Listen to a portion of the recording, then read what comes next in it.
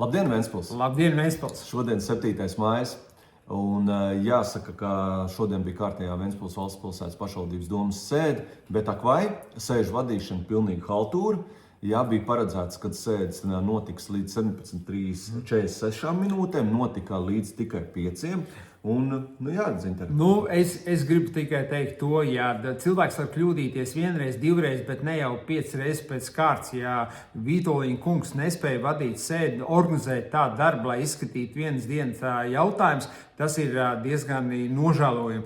Ņemiet vērā to, ka pagājušajā gadā Vītoliņa kungs saņēma vairāk kā 95,000 tikai no pašvaldības, plus vēl Ventspils augstskola, un tā organizēt darbu, tas nav pieņemams. Tā nedrīkst. Mēs esam visi sanākuši, lai strādātu.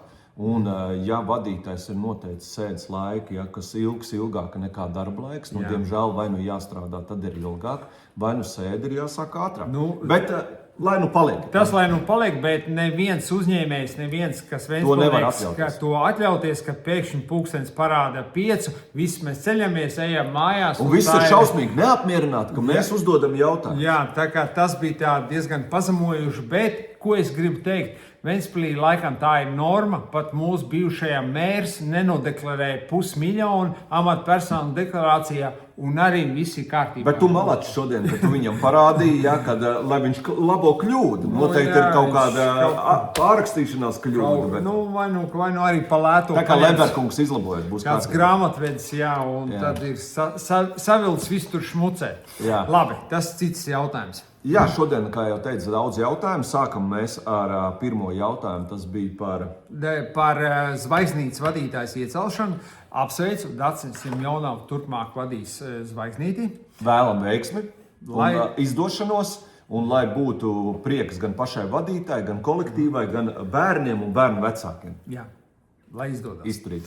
Otrais jautājums bija par ziedojumu. Ventspils reiz ziedo autotransportu Ukrainai. To mēs atbalstījām. Tur nebija problēmas. Bija tehniski dabas jautājumi. Bet bija atnācis pats Lieķa kungs un sākās, un mēs uzdevām jautājumu arī par to mašīnu bēdīgi slaveno, kur mēs vēl īsti neesam noskaidrojuši, ko nopirka nesen to busiņu, ko izmanto, kā bija Bernits kungs. Bernits, jā. Un tad atbildes nebija. Bija vērojams, kā Vītoliņa kungs un Lemberkungs slāpē, lai Lieķa kungs nerunātu.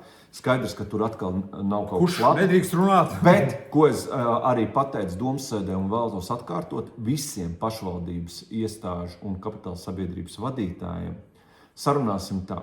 Ja jūs pārvaldīsiet savus uzņēmumus caurskatām sabiedrībai, ja tur nebūs lieki uzpūst izdevumi, viss būs izskaidrots, nebūs nekādas ventas balsis, kas tiek uzspiestas no politiskās partijas puses, nebūs tur sporti un vēl viskādas lietas, bet tieši būs tendēt uz vismazākiem tārifiem, uz labāko efektivitāti, uz labu attieksmi pret saviem darbiniekiem, viss būs kārtībā. Bet mēs vairs negribam dzirdēt šo. Es jau neko, man liek, tie nav vadītāji. Tā kā lūdzu sarunājam tā, turpmāk, bez liekiem tēriņiem, bez neviena tēriņa, kas nāk no pašvaldības, uzspiestie, kā ir slimnīcā. Ja tur ir Kristīna Lemberga jāpieņem un Vēns balss ar 150,000 un tad ir vēl kaut kas, nekas tam līdzīgs.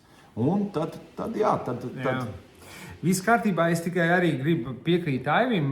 Ļoti daudz tagad vadītāji mēģina pozicionēt, ka mēs esam pret kādu pašvaldības iestādi vai uzņēmumu, un tā tas nav. Mēs esam pret vadītājiem, kur neliederīgi, nesaimnieciski, un mēs viņiem pārmaksājam, un viņa atalgojums ir ievērojami lielāka plaisa starp pārējiem speciālistiem. Viņiem ir tāds atalgojums, lai nodrošinātu zemākos tarifus, efektīvākos tarifus gan siltumam, gan visur. Principā tādā mazā Ventspilī, kā esam mēs, kur katru gadu mēs zaudējam iedzīvotājus, pašvaldības uzņēmuma vadītājiem atalgojums nevajadzētu būt, sevišķi, ja viņš ir dotēts, nevajadzētu būt lielāks par 50,000. Kur nu vēl 100 un vairāk? Kur vēl 100 un vairāk? Un kā redzams arī, kā jau mēs teicam par Vītoliņu kungu, tu maksā cik gribi, bet ja darbs negribās strādāt vai nespēja plānot, tad ir tā. Tā ir tā, kā ir. Jā. Nu, nākamais jautājums. Jā, nākošo no 3. līdz 4., 5., 6. jautājumam tur bija par atļautu izpirkt īpašumus. Tiem, kas dzīvo. Tie, kas dzīvo. Dzīvoklis. Šis ir pareizs virziens. Tie ventspilsnieki, kur nepaspēja privatizēt un tagad ir pašvaldību dzīvokļos dzīvo un viņi izsaka vēlmi šo dzīvoklīti privatizēt, tas ir pašvaldībai jāļauj. Jā, tas jāļauj un tas visi bija pareizi. Šos jautājumus mēs visi atbalstījām. Tad 7. bija par... Jā, kā tiek sniegt palīdzību kvalificētiem speciālistiem, un tur mums arī dažādi tehniski dabas jautājumi bija, bet principā viss kārtībā. Tur mums Līdaks kundze tur sagatavojas, kā iepriekšējos jautājumos. Jā, viņi visi mums paskaidroja, un tur mēs neredzam nekādu problēmu. Līdaks kundze tā turpināt. Jā, tā. Tad bija 8. jautājums arī par atsamināšanu. Te atkal Ventspils osta uzdarbojās. Tur praktiski ir abi kopā, gan 8. gan 9. gāja runa par pils ielas pa vecpilsētas dzīvokļiem. Dzīvokļu nodošanu izsolē. Nu šeit tā īsti man tas pamatojums nebija. Mēs atturējāmies, jo viens otrs dzīvoklīts bija, varbūt viņš nav pirmā līmeņa, bet viņš viennozīmīgi atrodas augstākajā, labākajā vietā Ventspilī. Bet tur bija jautājums vairāk par vecpilsētu, kad mums ir jāsaglabā vecpilsētu, un ja pašvaldība nav tas līderis, kas var uzņemties liederību, lai šīs mājas, kur atrodas pašvaldības īpašumu sakārtot, nu tad var iznākt tā, kā mums ir ar mūzikas skolu, kā ir bijis vēl ar vienu otru vēsturiskā ēka, ka tā ēka vienkārši aiziet bojā. Un te gāja runa par Pils ielu 40, super ēka, vēsturiska, bet fasāde nolaist. Mēs gribam, lai tur būtu tas pats, kas ar mūzikas skolu. Ja mēs gribam vēsturisko centru tā atdzīvināt, tad šādi dzīvoklīši iespējams bija jāieguldās, jo pārdot par ļoti salīdzinoši nelielu summu, tas laikam nav tas labākais risinājums. Mēs kaut ko pārdodam, pēc tam atkal ceļam, un tas jau, ko mēs ceļam, tas ir 5 reizes dārgāk. Bet tad mēs nonākam pie 10. jautājuma. Tur ir izstrādāta kārtība, kā tiek atsavināti Ventspils valsts pašvaldībai piederēšie neizdarītie dzīvokļi. Tur mums bija iebildes. Mēs uzreiz sakām, ka mēs piedāvājam pārstrādāt to nolikumu un balsojam vienīgi par pārstrādāšanu. Un viņu piedāvātā lēmumā atturējamies, jo praktiski sanāk, ka nosacījumi, kurš var tikt atsavināts, viņus var piemērot jebkuram dzīvoklim. Turpat vai tad mums bija jautājumi, vai nenotiks dzīvokļu izpārdošanas bums, kas ietekmēs būtiski dzīvokļu tirgu un cenas dzīvokļu tirgu, kas sitīs pa kabatu jebkuram privātajam. Ja? Tad mums bija jautājums, ko mēs darām ar to naudu. Viņi piedāvā, ka var it kā ieguldīt atpakaļ, bet īstenībā ir pateikts, ka var tērēt kā grib. Mēs piedāvājam, ka tomēr šī nauda, ko iegūst no šāda īpašuma pārdošanas, būtu jāvelt tieši vecpilsētas un sakrālo celtņu saviešanai kārtībā, palīdzēšanai saviešanai kārtībā, tā skaitā ļaujot pašvaldībai viņu īpašumā vecpilsētā atrodošos īpašumus savest kārtībā. Jāveido fonds. Jā, kā Aivs teica, mēs piedāvājam dažādas variantus, bet tie kriteriji, kas pašlaik ir iestrādāts, ja, piemēram, mēs varam pārdot šo dzīvokli vai laist izsolē, ja atrodas 2 stāvu mājā. Kas tas par kritēriju? Es tā nesaprotu. Vai līdz 2 stāvu mājai, vai arī, ja netiek 3 mēneši izīrēts. Ja ierēdnis labi nestrādā, principā jebkuru dzīvokli tad iznāk var nodot privatizācijai. Viņi uztais mākslīgi, ka neizīrē, kritērijas atbilst, noņemam, aizlaižam privatizācijai. Bet vēl jau, Zintar, mēs runājam jau turpat vai gadu, kad ir jāpiestāda un visiem ir jāsaprot, kas tad ir pašvaldības īpašumā un cik tad ir tie dzīvokļi, kur viņi atrodas, kuri ies uz privatizāciju un kuras obligāti ir jāsaglabā. Jo mums taču ir šī remigrācijas programma jāveido, demogrāfijas programma ir jāpalīdz jauniešiem, jauniem cilvēkiem. Vēl joprojām nekā tāda nav. Nekā tāda nav. Jā, un arī, kā Aivs jau minēja par to naudu, kur nonāk pēc šīs pārdošanas šī naudiņa, tad var kaut kur tikt ieskaitīta. Kas tas ir? Var tikt neieskaitīta. Var tikt neieskaitīta. It kā precīzi norādīts, ka pēc Ventspils osta nodarbojas ar šo dzīvokļu atsavināšanu, kāpēc to nedara nekustamie īpašumi. Tur tā īsti nevarēja skaidrīt. Principā, vai šādi noteikumi ir vai nav, pilnīgi nekāda jēga tā ir. Un arī nebija saprotams, kā tad pirms tam tika viss tas organizēts, ja pēkšņi tādi noteikumi tiek izveidots. Slikts darbs. Tad 11. jautājums tika noņemts no izskatīšanas un parādījās 12. jautājums. Tas ir par Ventspils valstspilsētas pašvaldības domes plānošanas dokumentu apstiprināšanu. Tā kā pārapstiprināšana, atjaunināšana. Problēma ir tur, ka tur, protams, ir sarakstīts ļoti daudz visādu projektu, ko ir apstiprinājusi pamata partija, bet viņi paši raksta, ka investīcijas plāns ir jāaktualizē, lai iedzīvotājiem un interesantiem nodrošinātu precīzu un aktuālu informāciju par investīcijas projektiem. Bet vai informācija par to, kā tie investīcijas projekti gaita ir bijusi, nekur neparādās. Kāds ir sākotnējais plāns, kādas ir nobīdes no plāna, piemēram, par to pašu atkritumu kurināšanas rūpnīcu. Mēs visi zinām, ka gadu jau ir atlikts. Mēs visi zinām, ka ir būtisks sadārdzinājums. Kāpēc no tā mēs kaunējamies? Tam ir jābūt tā, lai jebkuram interesantam, kā viņi raksta un iedzīvotājiem būtu sapratni, kā mums iet, jo mums jau arī ir jāmācās arī no kļūdām. Ja? Kopējais šāds plāns ir vairāk kā 216 miljoni. Protams, ka visam tam netiks realizēts, bet tur paskaidroja, ja nav šās plāns šī plānošanas dokumentā iekšā, tāda vispār nevar neko finansēt uz Eiropas Savienības naudu cerēt. Tā kā, Bet, zini, es tevi apsveicu. Un es tevi apsveicu, ka mums kopīga un iedzīvotāji kopīgi izdevās, kad šajā plānā tiek ielikts iekšā pansionāta Salga visu stāvu remonts.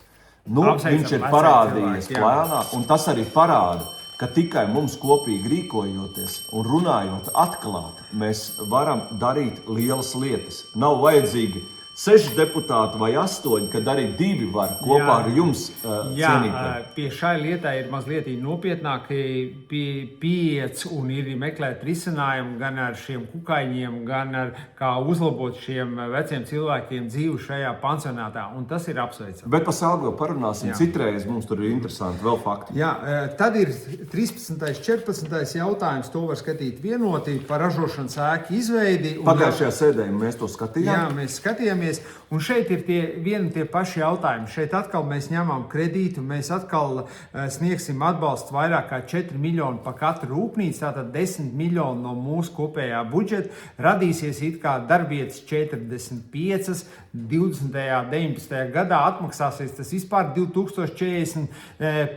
gadā, bet neviens vārds nav par atalgojumu, kas svarīgs. Mums nav svarīgi darbvietas, mums ir svarīgs, vai tas būtu labs, kvalitatīvs atalgojums, 2, 3, 4, 5 tūkstoši. Bet vēl jau arī nav esošo, ko mēs jau esam prasījuši, esošo jau projekta analīzi, kā viņi gājas, kādas ir kļūdas, no ko mums ir jāmācās, varbūt mums ir jāpāriet pēc citu modeli, ka mums nav jāceļ uzņēmējiem ēku un pēc tam jāmeklē uzņēmējs, bet kad iespējams mums ir jau jāatrod uzņēmums un jāceļ tāda ēka, kas ir vajadzīga uzņēmējiem, vai jādara kā Liepājai, kad uzņēmējs pats ceļ ēku un mēs nodrošinām infrastruktūru. Jā, es tikai gribu, lai varbūt ventspilnieki daudz nesaprot, bija kādu laiku apakaļ šāds ražošanas ēkas jau celt. Tad šī intensitāte atbalsts bija ievērojami lielāka, to naudu pēc tam pārdalīja uz citām pilsētām. Tas bija iepriekšējā sasaukumā. Tad Latvijai un Ventspilī tur iekšienē viņi tur kašķējās, tur Vīstoliņš, Bļaustījās, Lembergs, un man šķiet, ka tā tas bija, es negribu apgalvot. Opozīcija ar Vītoliņu atbalstīja, bet projektu daudz labāku noraka tieši Lemberga kungs un pārējie Latvijas un tagad, diemžēl, šis atbalsts ir tikai 55,76%. Un, kā jau es teicu, vairāk kā 4 miljoni pašvaldībai iznāks par katru rūpnīcu.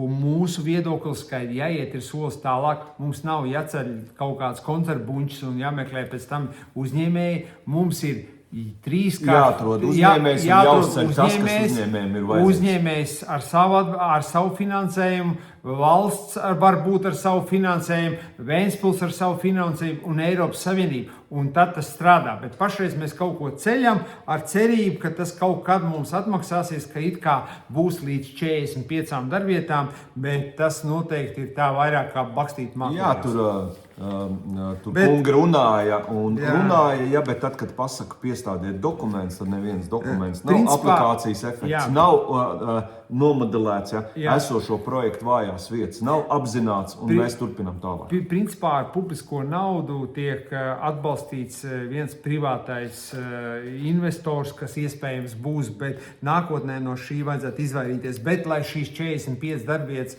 būtu, mēs, protams, atbalstījām. Tāpēc jāņem vērā šī situācija, ka mums ir ļoti svarīgi sildīt ekonomiku. Nu, tad bija līdzdalība labiekārtošanas kombinātā. Akvai, jā, tur mūsu modelis ir daudz, kaut gan viņi saka, ka šāds modelis jau pašreiz pastāv, ka mans uzskats ir, ka apsaimniekot konkrētu ceļu posmus vajag dot konkrētam uzņēmumam. Tā ir Vācijā, tā ir Skandināvijas valstīs, kādi tiek pašvaldība nosaka noteikumus, kādi šie ceļi būtu jābūt, un tad piedalās privātie konkursā, un tad šie privātie vinnē, maksā nodokļus, viņiem nav jāuztur 5 tur kaut kādi ierēģi, viņi paši atbild, un mums ir no kā prasīt. Bet, piemēram, Dzinter, par to pašu pie jūras kempingu izrādās, ka mums paskaidro, ka tas ir NATO strateģisks objekts, un tad, kad mēs atbildam uz jautājumu, paklausieties, ja? Bet kā tad ir tā sanācis, ka jūs visi atbalstījāt un ievilkāt iekšā mūsu domē NATO, ASV un Lielbritānijas sankcionēta persona, vai tas nav drošības apdraudējums? Nu, tad jau īsti nav ko teikt. Tā kā papīrs, kā tu teici, sēdē, papīrs pacēš visu, sarakstīts ir muļķības, ir atsaucis it kā uz konkurences padomu, bet pat tā pati konkurences padomu pateica, kad kempingu būtu jālaiž nomā, kad konkurss jau ir jārīko uz atkritumu savākšanu un tā tālāk, jo mums jau ir galvenais panākt kvalitāti pa mazāku naudu. Jā, pašvaldībai ir jāveicina, lai uzņēmēji nodarboties ar uzņēmēju darbību un blefot par to, ka tas ir strateģisks uzņēmums. Nu, neviens privātais nevar izkonkurēt tādu kempingu. Nu, nevar. Viņi privātais skaits un katrs pakalpojums, ko mēs sniedzam, nevar būt tā, ka nodokļu maksātāji samaksā par kādu turistu. Jā, un kad notiek kaut kāds šķērsam. Šīs visas nozares ir maksimāli jādod uzņēmējiem, mazajiem uzņēmējiem. Šeit mēs ieguldām vairāk kā 4 miljoni, lai radītu 45 darbvietas. Iespējams, ar šādu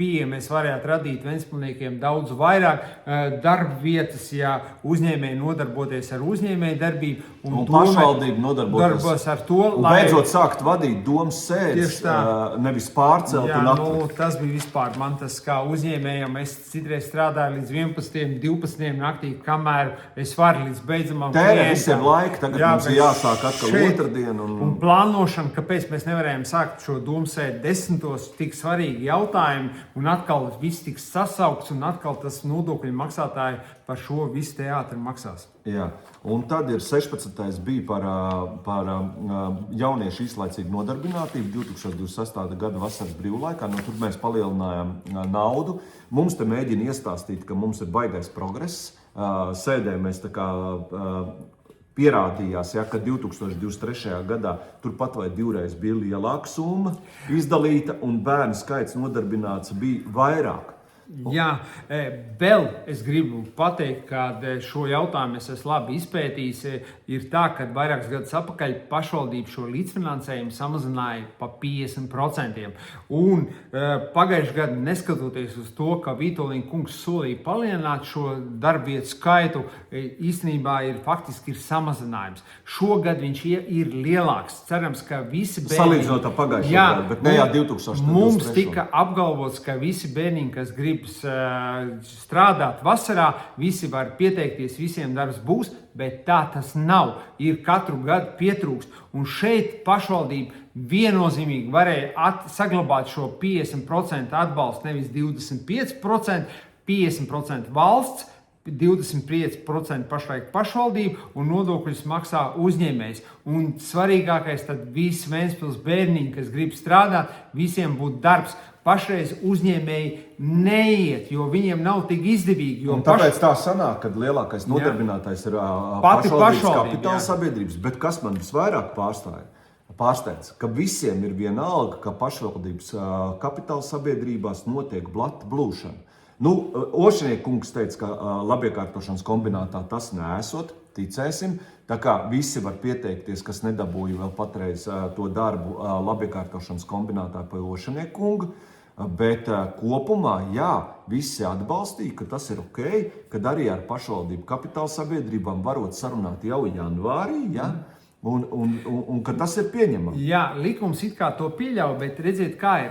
Piemēram, 25% no šīs, kā es teicu, 50% dod valsts, 25% dod pašvaldība, un šī 25% dod kapitāla sabiedrība. Bet tas, principā, tāpat pašvaldība vien ir. Tas ir pašvaldības uzņēmums. Bet privātājiem tas ir jāpiemaksā. Un šeit ir svarīgākais, kā bērniem nauda, redz, tie papildus 100 000, mums nav. Mums ir kaut kur turistam, mēs kaut kādu skatu tur, mēs tur vēl Vēns balsī Vēns balsī, tur simtnieki šeit ņem raksta par mums labi. Bet pa 100 000. Bet tieši bezpilnieki, lai mūsu bērni varētu strādāt, tam nesot. Un tad ātri vēl pa pēdējo jautājumu, ko paspējām izskatīt, tas ir pa valsts pirmās gimnāzijas logu un duru bloku nomaiņu.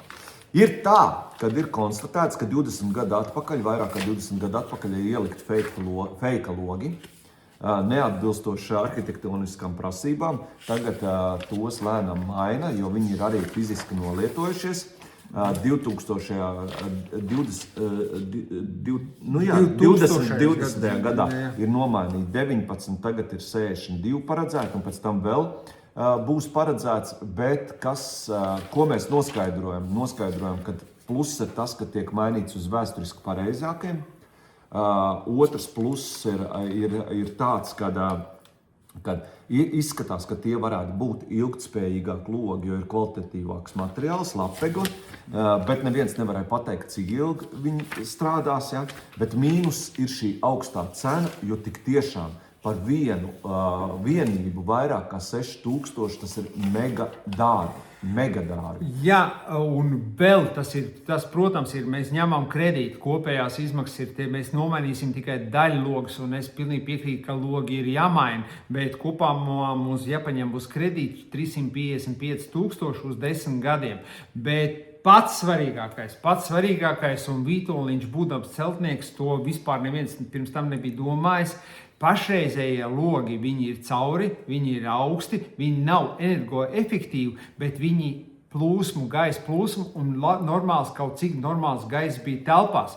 Bet tagad būs hermētiski jaunos logus, tad šī gaisa kvalitāte neatbilst nevienam kritērijam. Vitoļņš cēlās augšā, tad, lai vēdina, atver logu, kurš 21. gadsimtā tagad ik pēc 20 minūtēm mēs vērsim logu vaļā. Šī gaisa kvalitāte par to vispār nav domāts. Mēs lūdzam, lai iekļauj šo jautājumu nākošajā budžetā. Mēs šodien arī varējām turpināt domas sēdi un apspriest arī, kā papildināt šo investīcijas plānu, kā rast to finansējumu un meklēt, kā nodrošināt to rekuperāciju, bet sēde tiek vienkārši atlikt. Jā, pat likums nosaka gaisa kvalitāti bērniem. Ja bērniem nav šī gaisa kvalitāte, tad nav labas sekmes, reibst galva, vemšana. Un kā tas iedomājas, ka uz iekšu varās logi ik pēc 20 minūtēm pirmajā stundā jau, ja nav logiem, arī nav paredzēta vienkāršā ventilācija, vēl varbūt vietējā rekuperācija katrai istabai, katrai klasei atsevišķi, bet vislabākais, protams, būtu risinājums visai skolai.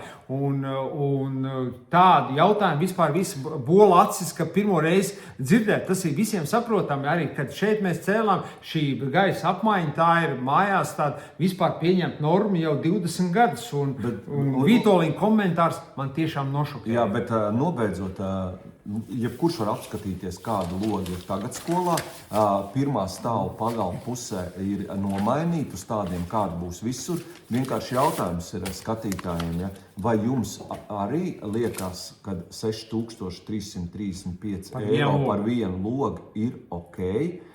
Es skatījos dažādām muižām un vēl, kur ir mainīti un restaurēti. Es tādas cenas par, īstenībā iet runa par parastiem logiem. Ja? Tikai vēsturiskā izskatā es neatradu. Tā mēs dzīvojam. Man liekas, ka te arī būtu vajadzīgs lielāks skaidrojums, varbūt jāizdala ir pa pozīcijām, bet tas netika izdarīts. Cerēsim, ka kļūdām mācīsies un turpmāk būs labāk. Mēs tikai godīgi par šo 500 000 mēs nomainīsim tikai ļoti nelielu daļu. Vēl būs jāmaina pēc pāris gadiem, un kāda daļa jau ir nomainīta. Vēl būs 82 logi. Jā, vēl būs tātad kopēji, tas viss projekts var sasniegt vairāk kā miljonu. Vairāk kā miljonu, tā būs. Un bez rekuperācijas, tas ir diezgan bez ventilācijas kaut kādiem risinājumiem, tas principā būtu noziegums pret mūsu bērniem. Bet kā jau tas ir pieņemts Ventspilī, laikam tādi pusstandarti, tādi pompos, tāds skatījums, tas ir tāds tā kā normāli. Mēs neiedziļināmies tādās konkrētāk un svarīgāk, lai un nemeklējam labākos risinājumus. Nemeklējam, diemžēl, risinājums. Jā. Tā kā paldies jums un līdz nākamajai reizei. Jā, Sēde turpināsies otrdien 10. Vēl tur ir paredzēta par Ventspils tehnoloģisko vidusskolu, pašvaldības nolikums, tad jau mēs informēsim.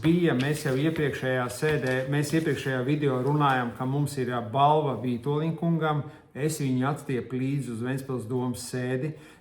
Atcerieties, es piešķīrām balvu, jo atalgojuma pieaugums pagājušajā gadā ir 17,5%. Jau drīz būs ap 100,000 tikai domē tas atalgojums. Bet man jāsaka pa nožēlu, ka Vītoliņš neizrādīja nekādu interesi šo apbalvojumu saņemt. Es pat puķi atstiepu. Jā. Paldies! Paldies! Uz redzēšanos!